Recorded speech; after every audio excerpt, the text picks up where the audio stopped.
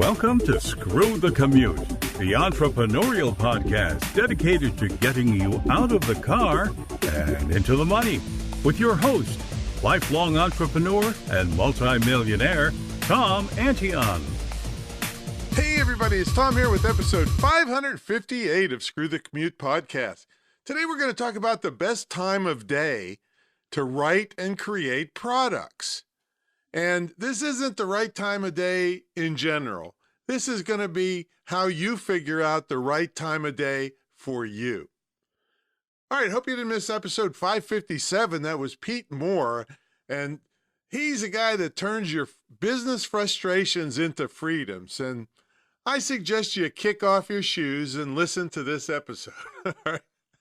Because speaking of shoes, Pete owns multiple shoe stores that pretty much run themselves, and he's taken the family for a month to Florida because it's a true lifestyle business. And he does coaching and other stuff on helping other business owners create processes so they can either sell their business or make it run without them, or not really without them, but reduce their actual day-to-day work tremendously. All right, how'd you like to make big affiliate commissions by referring our products and services? Well, you can make $5,000 or more on a speaking engagement referral. You can make anything in between that. We have products in all price ranges, and we never get returns because everybody loves our stuff and we take care of the customers. So you can make big commissions by referring us. So just email me at tom@screwthecommute.com if you want details. Now, pick up a copy of our automation ebook. It saved me literally, we estimated at 7.5 million keystrokes, saves me all kinds of time, and makes more money because I can spend more time with customers and prospects than fighting with my computer. So grab a copy of that book at screwthecommute.com/automate free.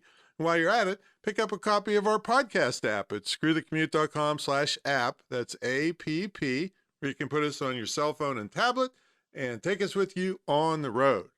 All right, we're still going strong on our pilot program to help persons with disabilities get trained in internet and digital marketing so they don't have to travel to a school. It's high quality distance learning, and they can legitimately be hired from home or start their own business or both.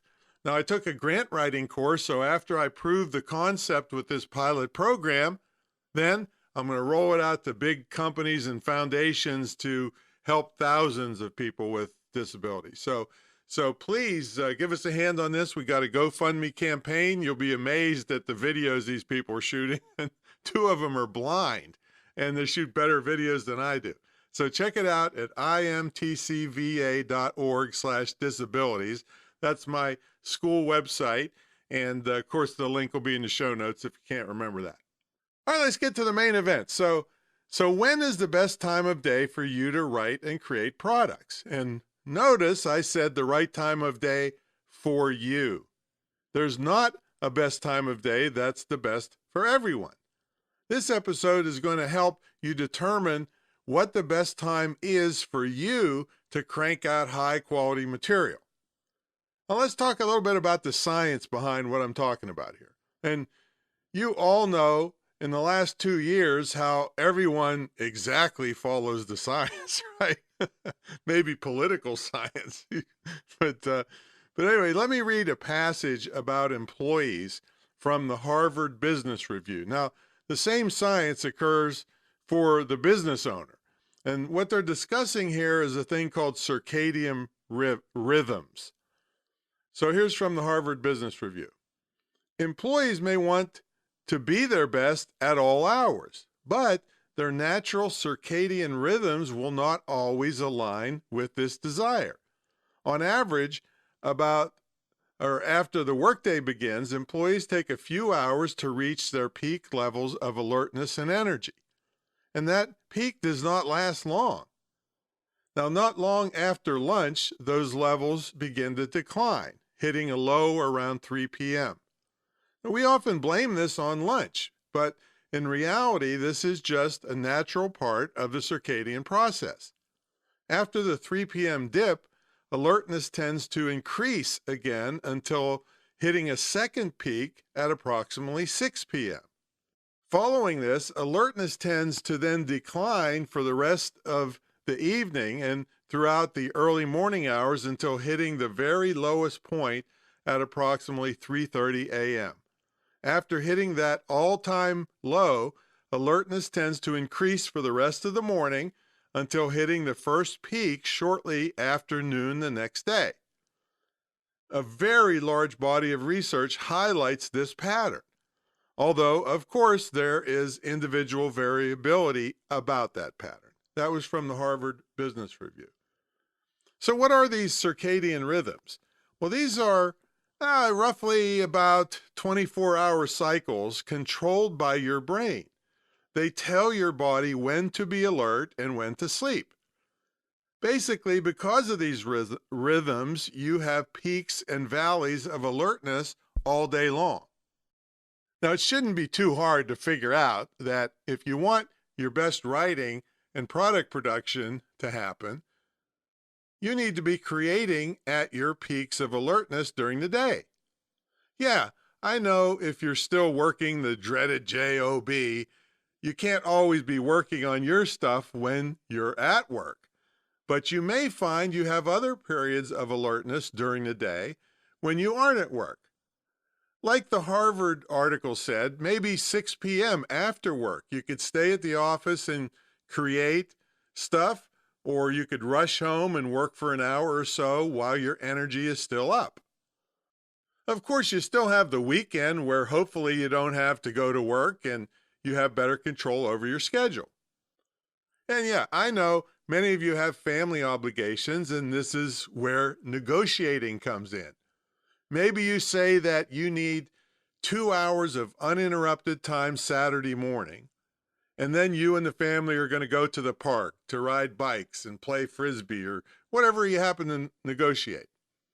Then in the late afternoon, you do another uninterrupted session, and then it's movie night.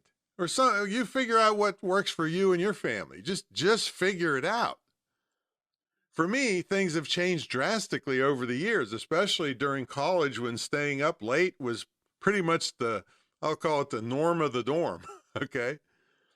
Then I had a nightclub for 6 years where staying up until 4 a.m. was common, and I rarely got up before 11 a.m. Now, during all those years, I was a card-carrying night owl. I'd say pretty much most of my life I was a night owl. Then in the past several years, I totally switched, and I head up to bed at about 9 o'clock, and most of the time I'm asleep by 11. I get up at 6, take care of the dogs, and I'm at my computer by 7 a.m. when it's quiet and I can bang out content. Now, it's even surprising to me that I made such a switch, and it seems to have come naturally. We'll find out later. I think it kind of did. But it's surprising because it's difficult to fight your natural circadian rhythms. Now, according to proofreadnow.com, you can actually change your circadian rhythms, but you must be consistent. I think I got in that habit by forcing myself to go to bed earlier because I had early morning consultations. After doing it for a while consistently, I started feeling better, and I even felt a greater sense of accomplishment when I got up early and got a bunch of stuff done or great progress on my next product before the workday technically started. Another thing that helps you keep a consistent circadian rhythm is to turn off all screens and bright lights an hour or so before you go to bed. I even wear an eye covering mask to keep a consistent sleep pattern, and I make it totally dark. Now, when you keep these consistent patterns and create habits at your alertness peaks, your brain loves this and functions way better than if it never really knows what to expect. You know, if you're all over the place and you're never consistent with your sleep patterns and everything, your brain is not going to function at its peak. Now let's talk about the 90-minute rule. Famous researchers like Nathan Kleitman and Anders Ericsson found that even in your peak periods of alertness, you have ups and downs.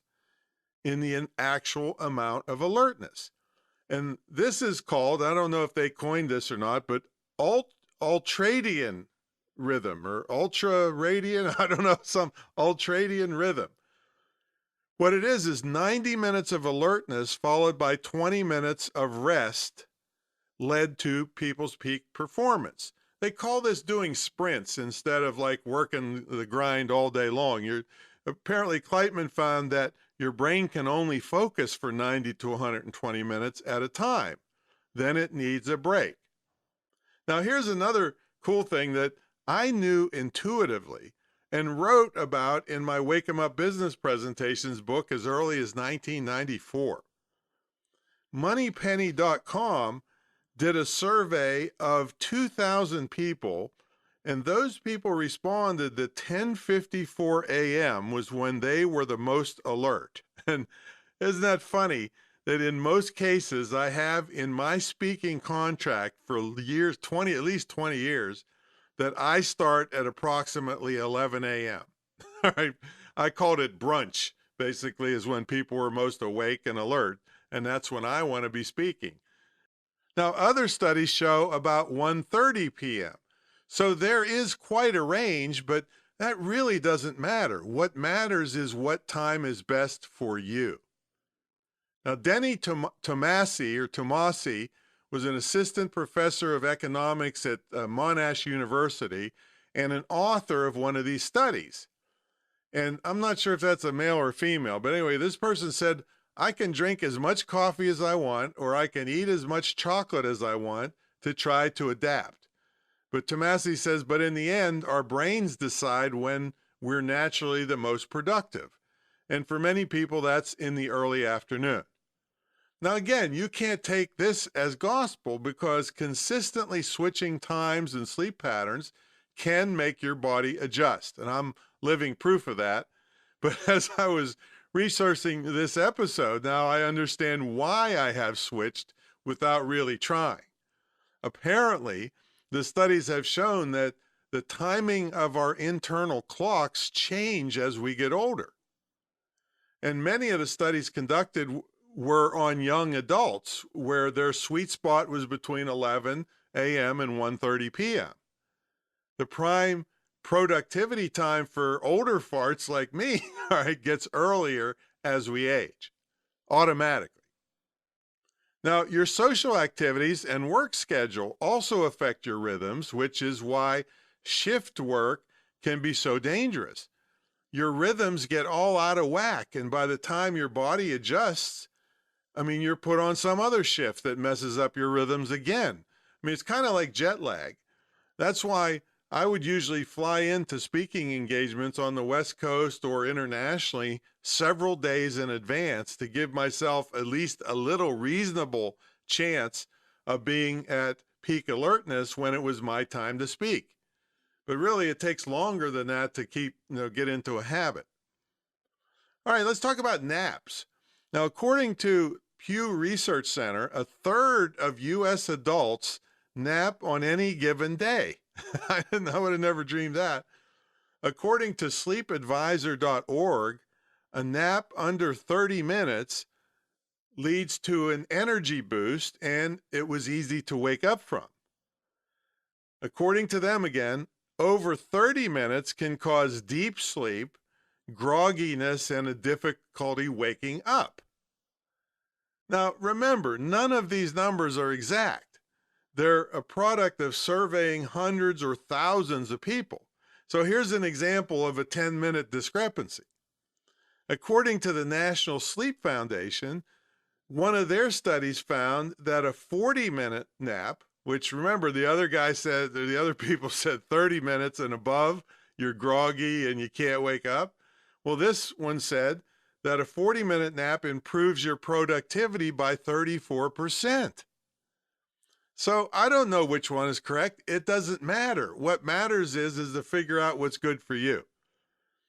Now, that's why you need to concentrate on YOU. Make a log of how you are feeling during the day. Do it for a whole month. Maybe even couple it with what and when you've eaten or drank during those time periods. And I think you're going to see patterns emerge that will help you pinpoint the best time for you.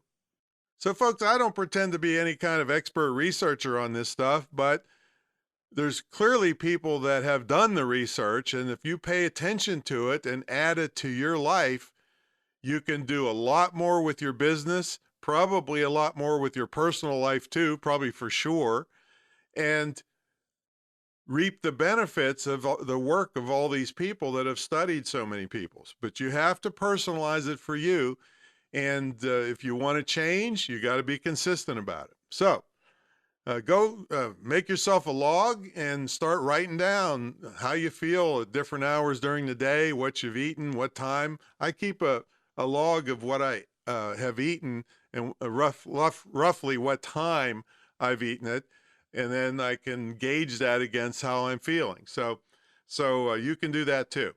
All right, if you need help with this and all the other kind of stuff it takes to be successful online, check out my mentor program. It's the longest running, most unique, most successful ever in the field of internet and digital marketing.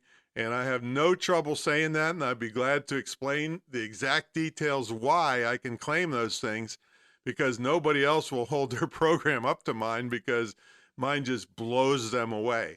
And it's all one-on-one. And my success is tied to your success, and you get a scholarship to my school, and you get trips to the retreat center and my TV studio. I mean, it's just amazing, all the things that I've done consistently for people for going on 24 or 5 years now, 22 years at the retreat center. All right, so that's my story, and I'm sticking to it. Go out there and make that log and be productive. Check those circadian rhythms, and I don't think it has anything to do with cicadas, the 17-year. Don't wait 17 years like the 17-year cicadas that visit Virginia every once in a while. So anyway, I'll catch everybody on the next episode where we will all be more productive.